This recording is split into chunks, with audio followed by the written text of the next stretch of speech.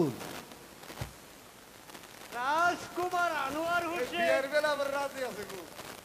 খুশি মনে তোমাকে বিবাহ করতে আমাকে কি যুক্ত করে বলো বলো কবুল বলো বলো মা জোৎস্না। দাদি কবু না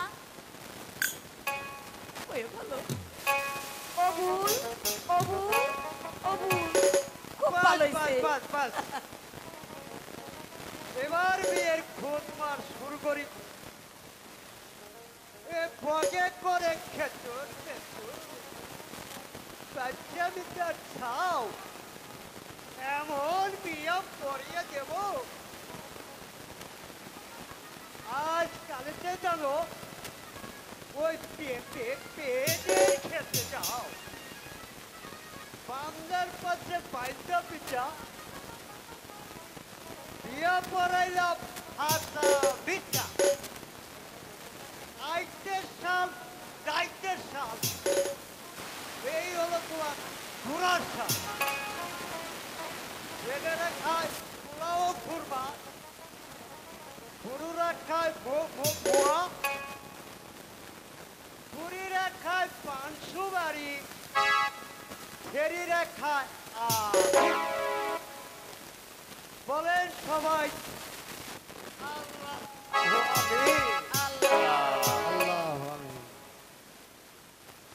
এই যে মোল্লা সাহেব এই যে আমার বাড়ির বকশিস। হাজার শুক্রিয়া হাজার শুক্রিয়া। আল্লাহ তোমাদের খারা তো তো তো তো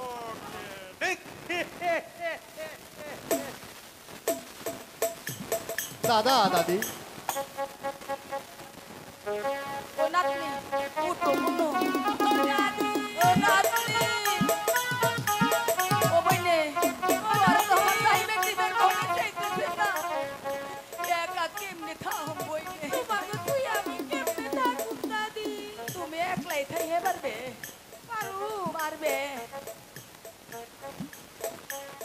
দাদা দাদি আর বিলম্ব নয়,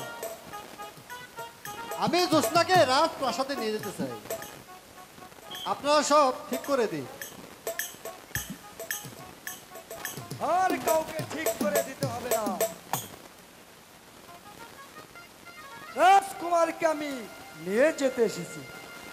যাও বুড়ি, তোমরা তৈয়ার থেকো, দরকার হলে পরে ডেকে নেব। দাদা দাদি এখন যাচ্ছি, আমরা তোমাদের কোনোদিন ভুলবো না। দোয়া করি তোমরা সুখী হও, তোমরা সুখী হও, তোমরা সুখী হও। সেনাপতি সাহেব, তাহলে সত্যি আমাকে আমাদের নিতে এসেছেন? বিলম্ব না করে স্বেচ্ছায় চলো, কোনো বল প্রয়োগ করে নিয়ে যেতে বাধ্য হব। খামোশ! এরকম সামান্য বেতনভোগী গোলাম হয়ে এত বড় স্পর্ধা তোমার! দুঃখের বিষয়, হাতে যদি একটা অস্ত্র থাকতো তাহলে মুহূর্তে তোমার গলাটা উড়িয়ে দিতাম। ব্যথা বাক্য ব্যয় করো না শাহজাদা, এতই যদি যুদ্ধ করার স্বাদ থাকে, এই নাও তলোয়ার দিচ্ছি, এসো।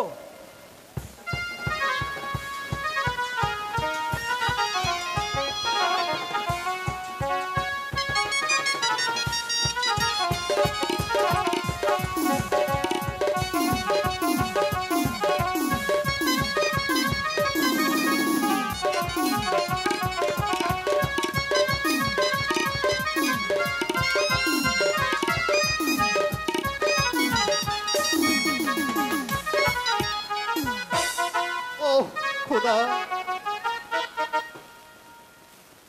তলোয়ার ভেঙে গেল। কে আছো বান্ধব, একটি অস্ত্র দাও, ব্যথা সময় নষ্ট করো না শাহজাদা। এই কে আছিস? বন্দি করে এই যুদ্ধে পরাজিত শাহজাদা এবং তার নববিবাহিত স্ত্রীকে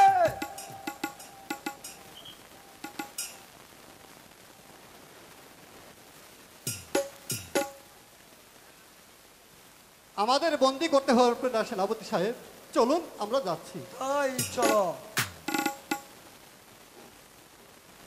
আসুন শাহজাদা। হ্যাঁ, হ্যাঁ।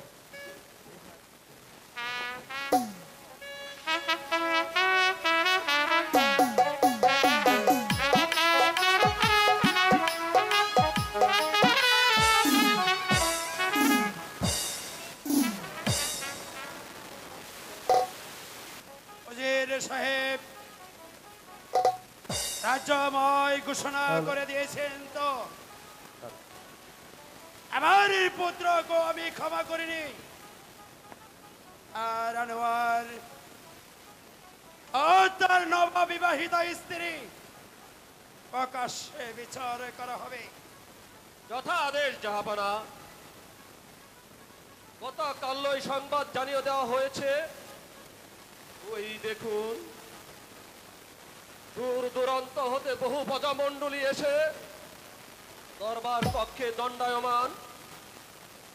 বিচার কার্য আরম্ভ হওয়ায় আমি কর্তব্য মনে করি জাহাপানা। আপনি ঠিকই বলেছেন উজির সাহেব, আমি বিচারক, বিচার করাই আমার কর্তব্য।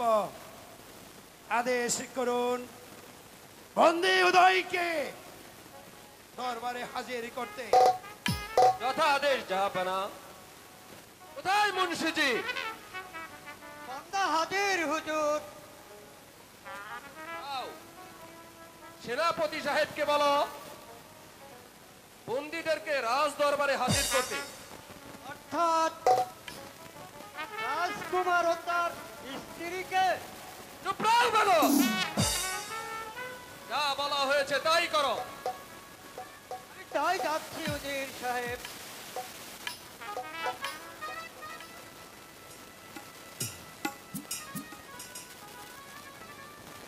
রাজকুমারের সঙ্গে আমার মেয়ে তারার বিয়ে দেওয়ার কথা ছিল এবং সবকিছু এক প্রকার ঠিক। আজকে বিবাহ হওয়ার কথাও ছিল। তাই সংবাদটা রাজ্যময় ঘোষণা করে দিয়েছিলাম। আপনি বিচার করুন কি করে প্রজা সমাজে মুখ দেখায় জাহাপানা। সবে কিছু বিচার করা হবে, আপনি নিশ্চিন্ত থাকুন উজির সাহেব। বন্দি কি জাহাপানা, আসামিদ্বয়কে আপনার সম্মুখে দণ্ডায়মান করা হয়েছে। ওই তোমরা অপরাধী, তাই আইন পিতা পুত্র কাউকে ক্ষমা করে না।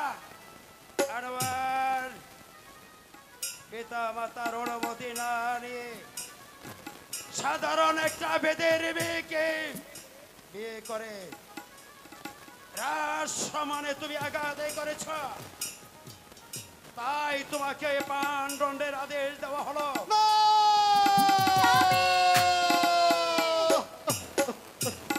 আরে তোমার স্ত্রীকে যাবজ্জীবনের জন্য বনবাসে দেওয়া হলো। সেনাপতি সাহেব একটা জল্লাদকে জাহাজ দরবারে আসতে বলো। আমি হুকুমের গোলাম, তবু আপনার আদেশ আমি পালন করতে পারছি না জাহাপনা।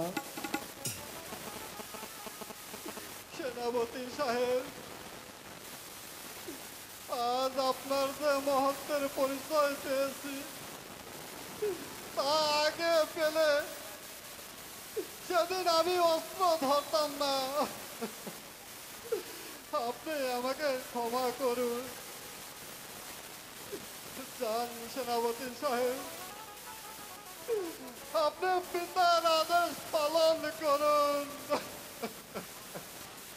দিচ্ছি রাজকুমার, কিন্তু জাহাপনা মনে রাখবেন, এই ভুল হয়তো একদিন ভেঙে যাবে।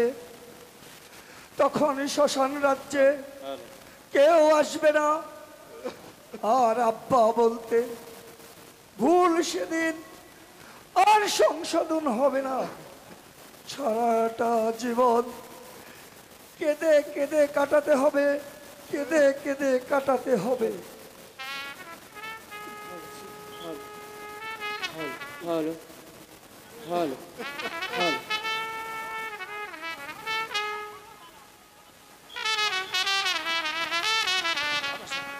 ছিলাম আমি বিশ্রাম পক্ষে, ওই দেবতার ডাক পড়েছে রাত দরবারে।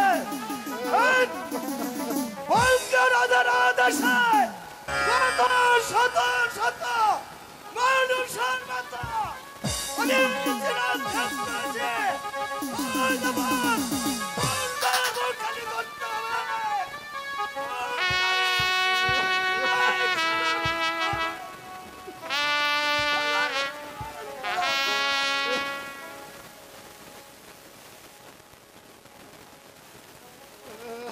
অন্ধেকি দাহাবনা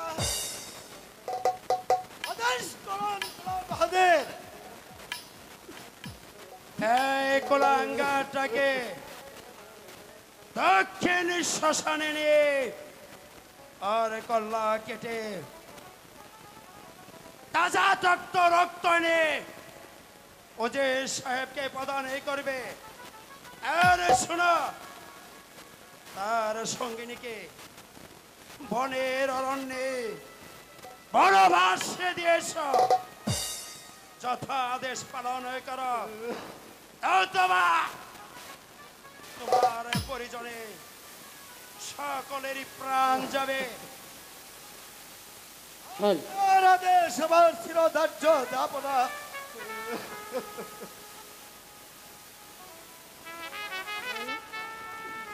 যাব না।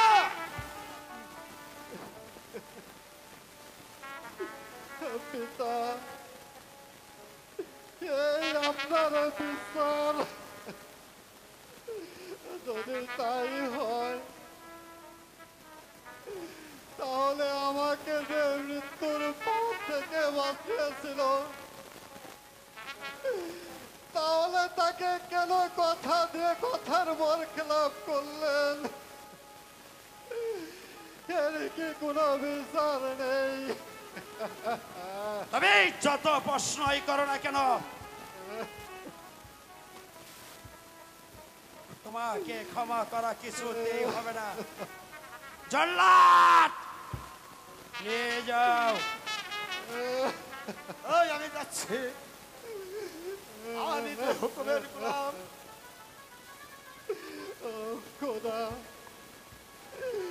এদিকে কপালে লিখেছিলে যাবার কালে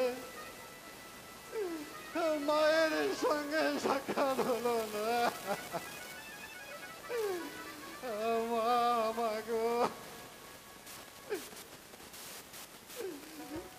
না না, মা এসে বললে হয়তো আদেশ পালন করা হবে না। চলো জল্লা, চলো আমার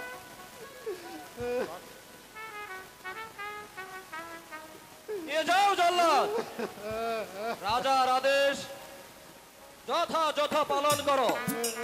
যাচ্ছে বীর সাহেব।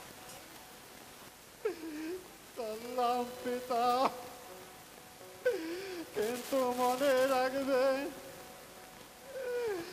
আল্লাহ একজন আছে, সেদিন কাউ পা করবে না। মা মাগো,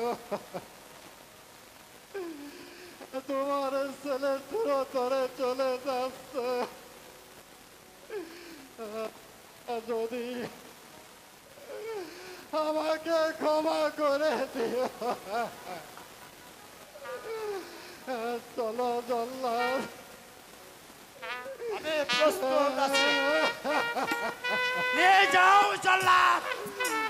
আর বিলম্ব সহ্য হচ্ছে না।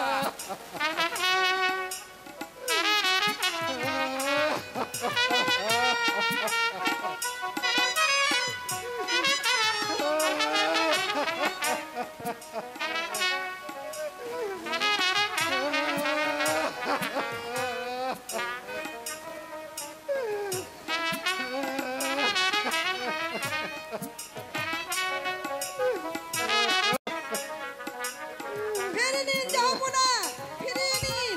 আপনার এমন নিষ্ঠুর আদেশ, আপনি ফিরিয়ে নিন, যাবো না, যাবো না। একমাত্র পুত্রকে হারানোর ব্যথা আমি কেমন করে সহ্য করব? আপনার আদেশ আপনি ফিরিয়ে নিন, যাবো না। তা না হলে যে আমাকে আমাকে শুধু নয়, এই রাজ্যটা যে অন্ধকারে ছেয়ে যাবে, যাবো না। এ রাজাদেশের রানী, তুমি অন্দর মহলে চলে যাও। আমি নড়তে পারি, তবু আমার আদেশে পরিবর্তন হবে না। আপনি যদি সত্যিকারের বিচারক হয়ে থাকেন, তাহলে কেন কথা দিয়ে আপনি কথা রাখলেন না? পুত্র আমার পছন্দ মতো বিয়ে করেছে, আর তাকে দিয়েছেন প্রাণদণ্ড। না না, এই বিচার আমি কিছুতেই মানি না। আমার প্রাণের বিনিময়ে আমার পুত্রকে আমি বাঁচিয়ে আনবো, আমি বাঁচিয়ে আনবো। তা হয় না। বিচারে বিচারি আপাতত আজকের সবাই এখানে সমাপ্ত করা হলো। চলুন যাব না।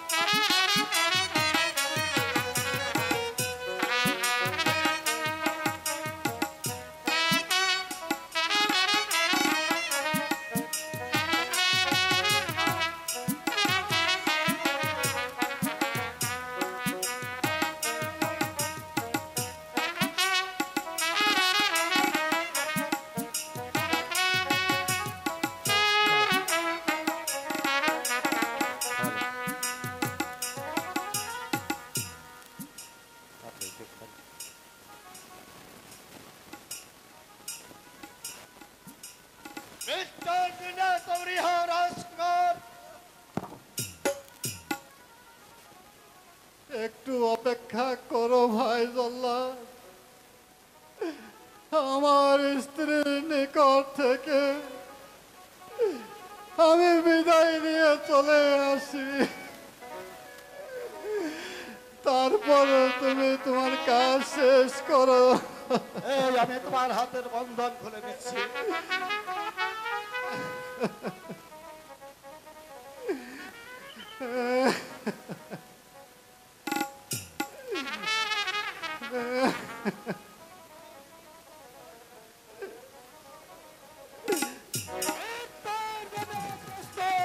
রাজকুমার, আমি তো এর আছি, আপনি আপনার কাজ শেষ করুন।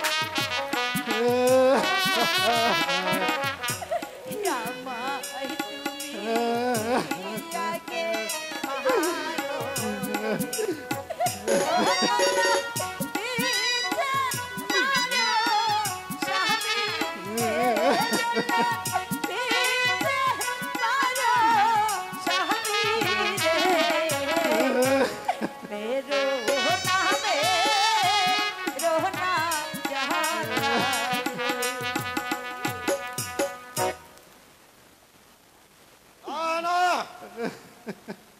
আমার যে কোনো দয়া মায়া নেই। আমি যে হুকুমের গোলাম রাজকুমার, প্রস্তুত হয়ে নাও। ভাই জল্লা, জ্যোৎস্নাকে যে কিছুতেই তাড়িয়ে দিতে পারছি না, দয়া করে দুইজনকে একসাথে হত্যা করো ভাই জল্লা। প্রহ্লাদ, আমি আমার স্বামীর সঙ্গে রাজি আছি। তুমি একসঙ্গে আমাদের দুজনকে হত্যা, তাতে করে তোমায় কষ্ট করে আর ওই সুন্দর অরণ্যবনে যেতে হবে না। তোমাদের ওই মিঠে কথায় আমার যে প্রাণে দয়া হবে না। এসো, একসাথেই ভবনীলা সঙ্গ করে দেয়। ঠিক আছে জল্লাদ আমরা ভাই। প্রস্তুত আছি জল্লা। ক্ষান্ত হও জল্লাদ।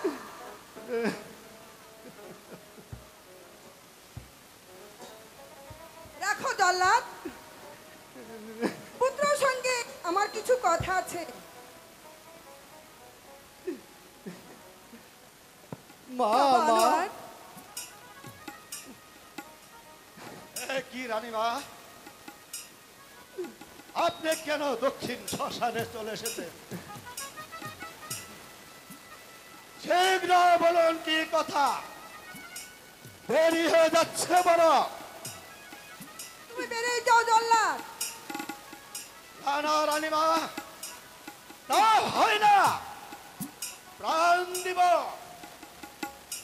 কিন্তু বিশ্বাসঘাতকতা করতে পারবো না। রাজাদেশ আমার পালন করতেই হবে। তাহলে তুমি আমার কথা শুনবে না? না, এই আদেশ আমার যে পালন করতেই হবে। তাহলে এই তরবারি দিয়ে তোমার কল্লাটা আমি মাটিতে নামিয়ে দেব। আমার হাতে যে অস্ত্র আছে রানীমা, আসুন। এসো তাহলে।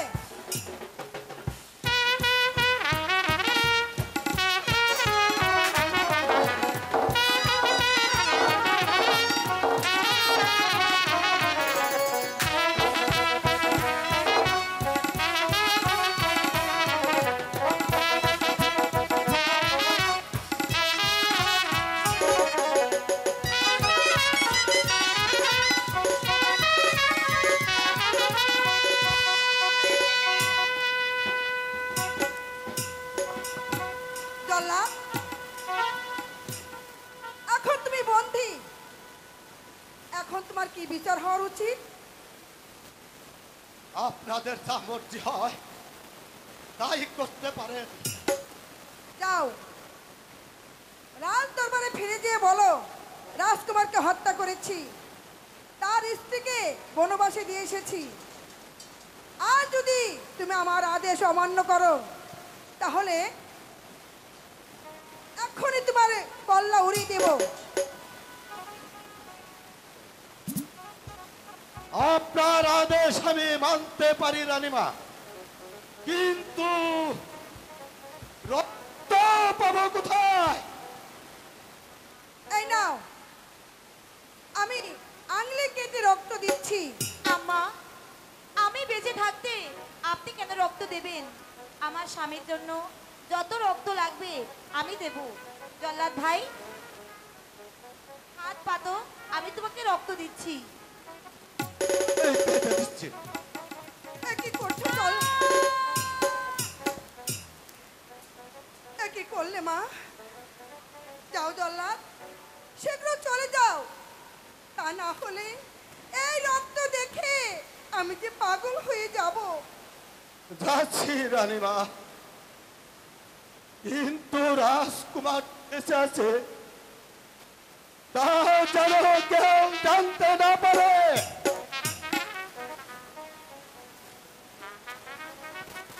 বাবা আনোয়ার, তোমার এই রাজ পোশাক খুলে ফেলো।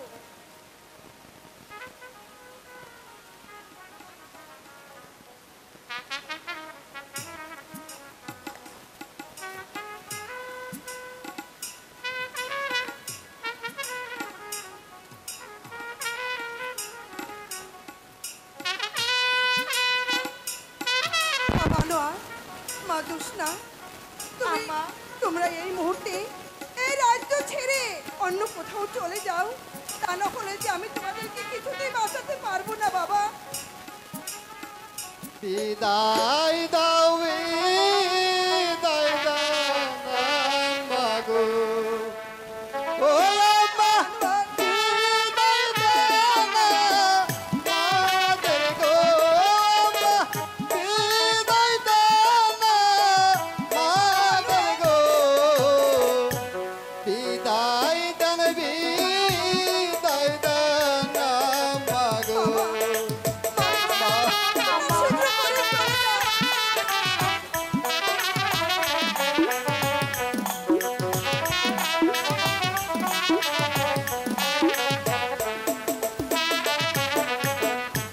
পিতা হয়ে দিল ফাঁসি গো ও আম্মা সোনা মেরা তোরে গো আম্মা সোনা মেরা তোরে গো বিদায় দান বিদায় দান আম্মা গো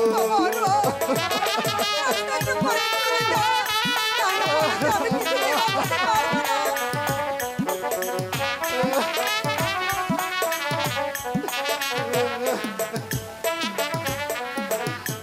কপালেতে লেখা ওই আম্মা হব বনবাসী গো, ওই আম্মা হব বনবাসী গো। কপালেতে লেখা ছিল মা জোসনা, তোদের বিদায় দিয়ে আমি কেমন করে থাকবো বাবা? তবু যে তোদেরকে আমাকে বিদায় দিতেই হবে। মা বাবা আনোয়ার, কেমন করে তোমাকে ছেড়ে চলে যায়, তবু যখন যেতে হবে আশীর্বাদ করো আবার যেন তোমার মুখে বাবা, ফিরে বাবা। আসতে পারি।